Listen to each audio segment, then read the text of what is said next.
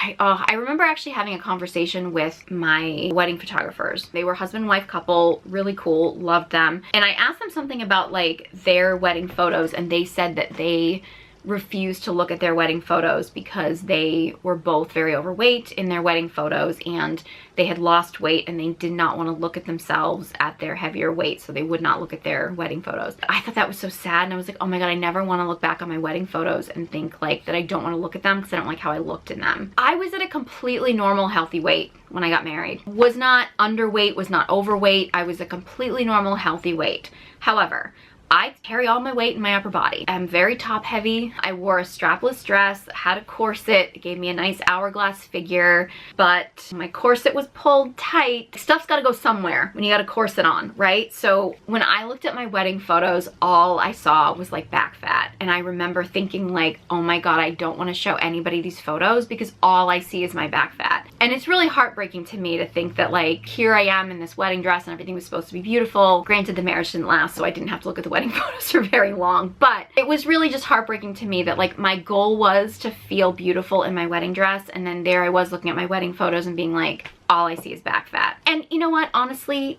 like I'm always gonna have back fat because this is just where I carry my weight. When you have real boobs, you have back fat. I could go off about that. I could make a whole other video talking about that and plastic surgery distinctions and things like that, so I won't get into that.